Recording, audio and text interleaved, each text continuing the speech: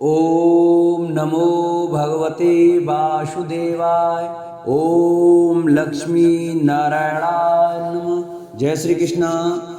प्रिय भक्तजनों, आज की वीडियो में हम आपको जया एकादशी की व्रत कथा सुनाएंगे। तो सभी भक्तजन हमारी जया एकादशी की व्रत कथा को बड़े श्रद्धा भाव और प्रसन्नचित मन से सुने। आइए भक्तों, कथा को प्रारंभ करते हैं। उससे पहले जो भक्त हमारे चैनल पर नए जुड़े हैं, जिन्होंने अभी तक हमारे चैनल को सब्सक्राइब नहीं किया है, वो हमारे चैनल को सब्सक्राइब करें। वीडियो अच्छी लगे तो वीडियो को लाइक करें और कमेंट में राधे राधे अवश्य लिखें।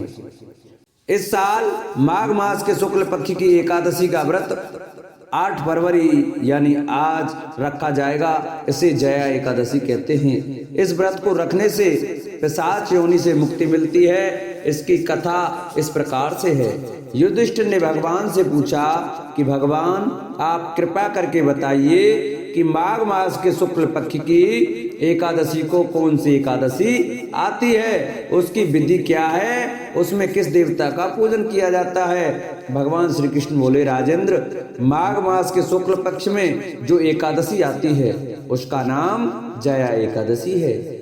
यह सभी पापों को हरने वाली उत्तम तिथि है। इस दिन अच्छे से व्रत करने से पापों का नाश होता है और यह एकादशी मनुष्य को मोक्ष प्रदान करती है। इस व्रत को करने से मनुष्य को कभी प्रेत योनि में नहीं जाना पड़ता। इसकी कथा मैं आपको सुनाता हूँ। स्वर्गलोक में देवराज इंद्र राज करते थे। देवगण परिजात वृक्षों से युक्त नंदनवन में अप्सराओं के साथ विहार कर रहे थे। 50 करोड़ गंधर्वों के नायक देवराज ने इच्छानुसार वन में विहार करते हुए बड़े खुशी से नृत्य का आयोजन किया। गंधर्व उसमें गान कर रहे थे, जिनमें पुष्पदंत, चित्रसेन और उसका पुत्र 3 लोग प्रधान थे।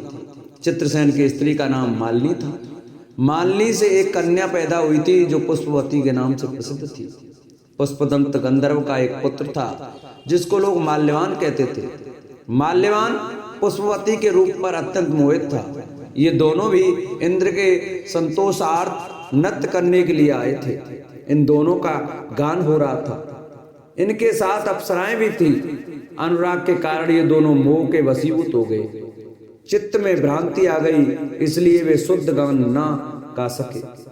तभी ताल भंग हो जाती तो कभी गीत बंद हो जाता। इंद्र ने इस प्रमाद पर विचार किया और इसे अपना अपमान समझकर वे कुपित हो गए।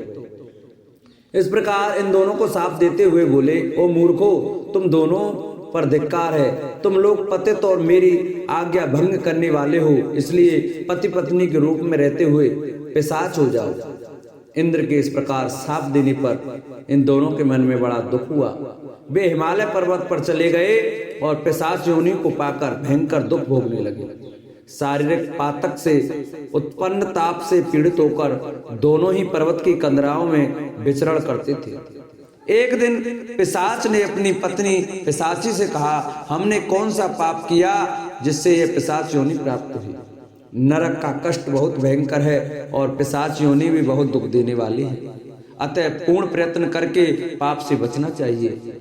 इस प्रकार चिंता के कारण वे दोनों दुख के कारण सूखते जा रहे थे। देवगणों से उन्हें माघ मास के शुक्ल पक्ष की एकादशी तिथि प्राप्त हो गई थी। जया नाम से विख्यात यह तिथियों में उत्तम है। उस दिन उन दोनों ने सब आहार त्याग दिए। उन्होंने जलपान भी नहीं किया, किसी जीव की हिंसा नहीं की, यहाँ तक कि खाने के लिए फल भी नहीं काटा। दुखी होकर वे पीपल के पेड़ के पास बैठ गए। सूर्यास्त हो गया। उनके प्राण हर लेने वाली भयंकर रात्रि उपस्थित हुई। उन्हें नींद नहीं आई। वे रति या और कोई सुख भी न पा सके। सूर्योदय हुआ। द्वादशी का दिन आया। इस प्रकार उस पिशाच दंपत्ति के द्वारा जया के उत्तम व्रत का पालन हो गया। उन्होंने रात में जागरण भी किया। उस व्रत के प्रभाव से तथा भगवान विष्णु की शक्ति से उन दोनों का पिशाचत्व दूर हो गया।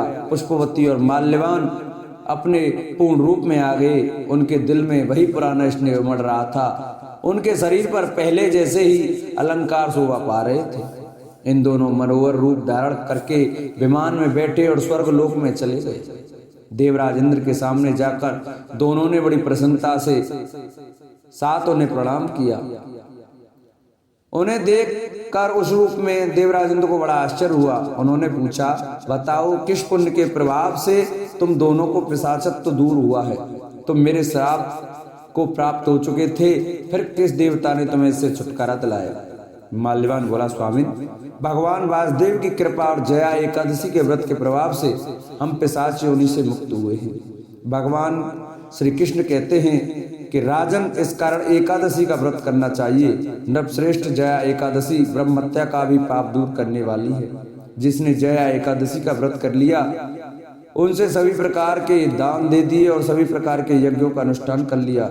इस महात्म को जो सुनते हैं उन्हें अग्निदोष के यज्ञ का फल मिलता है। बोलो एकादशी माता की जय, बोलो विष्णु भगवान की जय। एक बार एक राज्य में एक राजा रहा करता था। राजा बहुत ही बुद्धिमान और बलशाली था। राजा सदैव अपनी प्रजा का बहुत अच्छे से ध्यान रखता था। प्रजा भी अपने राजा को बहुत पसंद करती थी। राजा की 2 बेटियां थीं। राजा अपनी दोनों बेटियों से बहुत प्रेम करता था। राजा की छोटी बेटी देखने में बहुत सुंदर और सुशील थी और राजा की बड़ी बेटी छोटी बेटी के मुकाबले थोड़ी कम सुंदर थी। राजा भी अपनी छोटी बेटी को बड़ी बेटी से अधिक प्रेम करता था, जिस कारण राजा की बड़ी बेटी को अपनी छोटी बहन से बहुत नफरत होने लगी। राजा की दोनों बेटियां जब बड़ी हो गईं, तब एक पड़ोस राज्य में रहने वाला राजकुमार राजा की बड़ी बेटी के लिए रिश्ता लेकर आया।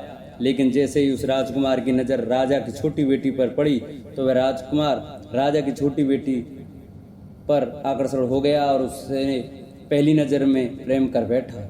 उस राजकुमार ने राजा की बड़ी बेटी के साथ विवाह करने से मना कर दिया और उसने राजा से कहा कि मैं आपकी छोटी बेटी से विवाह करना चाहता हूँ। जिसके बाद राजा की बड़ी बेटी ये देखकर बहुत दुखी हुई और अपनी छोटी बहन से बहुत क्रोधित हुई और राजा की बड़ी बेटी ने अपनी छोटी बहन को अपना सबसे बड़ा दुश्मन मान लिया। राजा की बड़ी बेटी ने अपनी छोटी बहन से बदला लेने का निर्णय लिया, जिसके लिए उसने अपनी छोटी बहन को जान के से मारने का प्लान बनाया। राजा की बड़ी बेटी ने अपनी छोटी बहन को मारने के लिए सबसे पहले एक लड्डू में जहर मिलाकर अपनी छोटी बहन को दे दिया और उसको लड्डू खाने के लिए कहा। लेकिन लड्डू खाने के बाद भी छोटी बहन को कुछ नहीं हुआ। बड़ी बहन ये देखकर बहुत आश्चर्यचकित हो गई, लेकिन बड़ी बहन ने हार नहीं मानी और उसने जब रात में छोटी बहन अपने कमरे में सो रही थी, तब एक मटके में सांप रखकर उसे कमरे में छोड़ दिया। लेकिन सांप भी छोटी बहन का कुछ नहीं कर पाया। जिसके बाद बड़ी बहन ने अपनी छोटी बहन से कहा कि चलो हम लोग कुएं में से पानी भरकर लाते हैं, जिसके लिए वे अपनी छोटी बहन को पानी भरने के बहाने कुएं पर ले गई और उसने अपनी छोटी बहन को कुएं में धक्का दे दिया। लेकिन छोटी बहन को तब भी कुछ नहीं हुआ, क्योंकि हर बार ग्यारस माता उसकी रक्षा कर रही थी। और उधर बड़ी बहन अपने सारे प्रयासों के बाद अब असफल हो रही थी, जिससे वह बहुत क्रोधित होती जा रही थी। फिर उसने अपनी बेटी छोटी के बहन के पास जाकर उसने खुद ही पूछा कि मेरी छोटी बहन, तुमको पता है भगवान ने सबकी मृत्यु एक निश्चित समय पर लिखी हुई है और कैसे तुम्हारी मृत्यु होगी, क्या यह तुम जानती हो? तब छोटी बहन ने अपनी बड़ी बहन को बताया कि हाँ, मैं तो जानती हूँ मेरी मृत्यु कैसे होगी। छोटी बहन से यह सुनकर बड़ी बहन मन ही मन बहुत प्रसन्न होने लगी और उसने अपनी छोटी बहन से कहा कि तो मुझे अपनी मृत्यु का राज बताओ। छोटी बहन ने अपनी बड़ी बहन से कहा कि मेरी मृत्यु तो एक तोते में है, जो तोते के गले में एक हार है, उससे मेरी मृत्यु होगी। जब तक कोई भी व्यक्ति तोते को मारकर वह हार अपने गले में पहनेगा तो मैं मूर्छित हो जाऊंगी, और जैसे ही उस हार को अपने गले से उतारेगा तो मैं वापस से जीवित हो जाऊंगी। अपनी छोटी बहन की मृत्यु का राज जानकर बड़ी बहन बहुत ही खुश हो गई और उसने अपनी छोटी बहन को मारने के लिए उसके पालतू तोते को ढूंढना शुरू कर दिया। और छोटी बहन को इस बात का आभास हो गया कि कोई उसकी जान लेना चाहता है, जिसके लिए वे अपने पिताजी के पास गई और उसने अपने पिताजी से कहा, पिताजी मेरी मृत्यु के बाद आप मुझे जलाइएगा मत, बल्कि आप मुझे अपनी पुरानी वाली हवेली में एक पलंग में लटा कर छोड़ दीजिएगा। अपनी छोटी लड़की की यह बात सुनकर राजा बहुत आश्चर्यचकित हो गए। राजा ने अपनी छोटी बेटी से पूछा, बेटी तुम या कह रही हो? तब राजा की छोटी बेटी ने बताया, पिताजी समय किसी के लिए नहीं रुका है, कब क्या हो जाए किसी को कुछ पता नहीं है। और फिर राजा ने अपनी छोटी बेटी से कहा कि तुम ऐसी बातें क्यों कर रही हो, 2-3 दिन में तो तुम्हारा विवाह है। लेकिन छोटी बेटी ने अपने पिताजी को ऐसा करने पर मजबूर कर दिया और उनसे वचन ले लिया।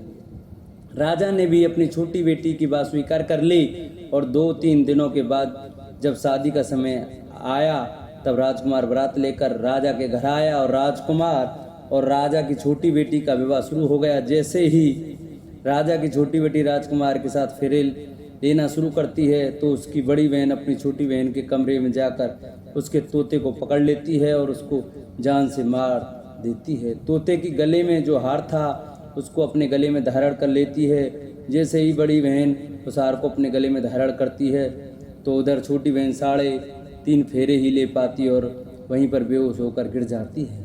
जिसके बाद राजा ने बड़े बड़े दर्द हकीमों को बुलाया और अपनी छोटी बेटी का इलाज करने के लिए कहा। राजा की बात सुनकर वैद्य भी छोटी बेटी को जब चेक किया तो राजा को बताया कि आपकी छोटी बेटी न तो जीवित है और न ही मरी हुई है, यह मैं ऐसा पहली बार देख रहा हूँ। राजा ने वैद्य और हकीम को यह बात बाहर बताने से मना कर दिया और उनको कहा कि अगर तुमने यह बात किसी को बताई तो हम तुम्हें फांसी देंगे। राजा ने अपनी छोटी बेटी को पुराने महल में जाकर एक पलंग में लेटा दिया और वहाँ पर कुछ सैनिकों को तैनात कर दिया। वापस अपने महल पर आ गया। राजा की बड़ी बेटी अपने पिता के साथ आई और कहने लगी, पिताजी अगर यह शादी संपन्न नहीं हुई तो आपकी इज्जत का क्या होगा। आप कहें तो मैं आपकी इज्जत बचाने के लिए राजकुमार से शादी करने के लिए तैयार हूँ। जिसके बाद राजा ने अपनी बड़ी बेटी की बात मान ली और राजा ने बड़ी बेटी को छोटी बेटी के कपड़े पहनाकर मंडप पर भेज दिया। लेकिन राजकुमार ये जान गया कि यह राजा की छोटी बेटी नहीं बल्कि यह राजा की बड़ी बेटी है। लेकिन जब राजकुमार ने शादी करने से मना किया तो सभी लोगों ने राजकुमार को विवश करके राजा की बड़ी बेटी से बचे हुए फेरों को संपन्न करा दिया और विवाह करवा दिया। इसके बाद राजकुमार राजा की बड़ी बेटी को अपने महल में ले गया। राजकुमार राजा की बड़ी बेटी से न तो बात करता था, नहीं उसको पसंद करता था और न ही उसके आसपास भटकता था। और राजकुमार ने यह फैसला लिया कि वह अपनी प्रेमिका को ढूंढ कर रहेगा और यह जानकर रहेगा कि उसके साथ क्या हुआ है। एक दिन राजकुमार अपने घोड़े पर सवार होकर राजा के पुराने महल के पास पहुंच गया, जहां पर उसने कुछ सैनिकों को देखा। महल के पास पहुंचकर राजकुमार ने जब महल को ध्यान से देखा तो वह समझ गया कि यह तो हमारे ससुर जी का महल है। तब राजकुमार ने सैनिकों से पूछा, तुम लोग यहाँ क्या कर रहे हो और इस महल के अंदर उस पलंग में कौन लेटा है। जिसके बाद सैनिकों ने बताया कि यहाँ वह राजा की छोटी बेटी लेटी है। यह सुनकर राजकुमार बहुत प्रसन्न हो गया और वह तुरंत अपनी प्रेमिका के पास पहुंच गया और उसकी सेवा करने लगा। जैसे ही रात हुई तो राजा की छोटी बेटी उठकर खड़ी हो गई। राजकुमार ये देखकर बहुत खुश हो गया और उसने अपनी प्रेमिका से पूछा कि तुम यहाँ क्या कर रही हो, तुम मेरे साथ मेरे घर चलो। राजा की छोटी बेटी ने राजकुमार को सारी बातें बता दी। मेरी जान एक तोते में बसी थी और मैंने ये बात सिर्फ अपनी बड़ी बहन को बताया था और मुझे पता है कि उसने ही मुझे मारने का प्रयास किया है। उसके पास एक हार है जिसको वह सुबह पहन लेती और रात को उतार देती है। जब तक वह हार को पहने ले रहती है तब तक मैं मूर्छित रहती हूँ और जैसे ही वह हार को उतार देती है तो मैं जीवित हो जाती हूँ। और जब तक मेरी बड़ी बहन के पास वह हार है तब तक मैं ऐसे ही जीवित और मूर्छित होती रहूँगी। अगर मेरी बड़ी बहन के पास जो हार वह मेरे हाथ में लग जाए तो मैं हमेशा के लिए जीवित हो जाऊँगी। राजकुमार यह बात सुनकर राजा की छोटी बेटी के पास रहने का निर्णय ले लिया और उसने अपने बचे हुए सारे फेरे उस पलंग में लेटी राजकुमारी की छोटी बेटी के साथ लिए और अपना विवाह पूर्ण कर लिया और वहीं पर ही रहने लगा। देखते ही देखते कुछ समय में राजा की छोटी बेटी और राजकुमार की पत्नी पेट से हो गई। एक दिन राजकुमार को किसी काम से बाहर जाना पड़ा, तब छोटी बहन के पेट में बहुत तेज से दर्द होने लगा। जिसके बाद उसने 11 माता का आह्वान किया। जिसके बाद वह 11 माता प्रकट हुई और उन्होंने अपने भक्तों के दर्द को दूर किया और एक पुत्र की प्राप्ति करवाई। और वहीं पर अचानक से राजकुमार भी आ गया। राजकुमार ने 11 माता को देखा तो वह आश्चर्यचकित हो गया और उसने तुरंत माता को प्रणाम किया। और 11 माता ने राजकुमार से कहा कि जब तो 5 वर्ष का हो जाए तो तुम अपनी पत्नी का हार आकर इसके गले में डाल देना। और देखते ही देखते राजकुमार और राजा छोटी बेटी का पुत्र 5 वर्ष का हो जाता है। तो राजकुमार अपने बेटे से कहता है कि बेटा मैं कुछ काम से बाहर जा रहा हूँ, तुम अपनी माता का ध्यान रखना। और वहाँ से चला जाता है। राजा को बाहर निकलता देख बड़ी बहन के सैनिक देख लेते हैं और बड़ी बहन को जाकर सारी बातें बता देते हैं। जिसके बाद बड़ी बहन अपनी छोटी बहन के पुत्र को वहाँ से उठवा लेती है और उसको मरवा देती है। छोटी बेटी के पुत्र के 2 टुकड़े करवा देती है। पहला टुकड़ा चक्की के पास छुपा देती है और दूसरा टुकड़ा अपनी पलंग के नीचे रख देती है। अब 11 माता भिखारी का रूप लेकर आती हैं। एक भिखारी का रूप धरकर बड़ी बहन के पास चली जाती हैं। जिसके बाद वहाँ पर भिक्षा मांगने लगती हैं। बड़ी बहन अपने नौकरों से कहती है जाकर भिक्षा दे दो, लेकिन जैसे ही नौकर 11 माता को भिक्षा लेने के लिए आते हैं तो माता उन्हें मना कर देती है और कहती है कि मैं तुम्हारी महारानी से ही भिक्षा लूँगी। जिसके बाद बड़ी बहन स्वयं भी भिक्षा देने के लिए माता के पास आती है। तब माता एक बिल्ली का रूप लेकर उसके कमरे में चली जाती है और वहाँ पर छोटी बेटी के पुत्र के 2 टुकड़ों को आपस में जोड़ देती है और उसे जीवित कर देती है। उसे वहाँ से ले जाती है। राजकुमार अपने बेटे को लेकर अपनी पत्नी के पास जाता है और उससे कहता है कि तुम इसका ध्यान रखना, अगर तुम इस बच्चे का अच्छे से ध्यान रखोगी तो मैं तुमसे बात करूँगा। एक दिन राजकुमार अपने बच्चे से कहता है कि तुम मम्मी से उनके गले का हार मांग लो। जिसके बाद राजकुमार का लड़का अपनी मम्मी के पास जाता है और कहता है कि मम्मी मुझे तुम्हारा हार चाहिए जो तुमने गले में पहन रखा है।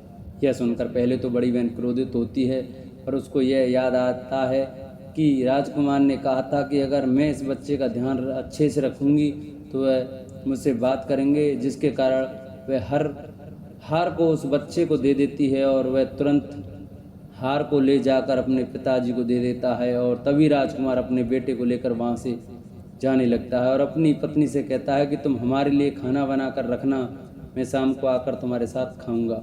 और वह अपने बेटे को लेकर वहाँ से चला जाता है। जिसके बाद वह राजा के पास जाता है और उनको सारी बातें बता देता है।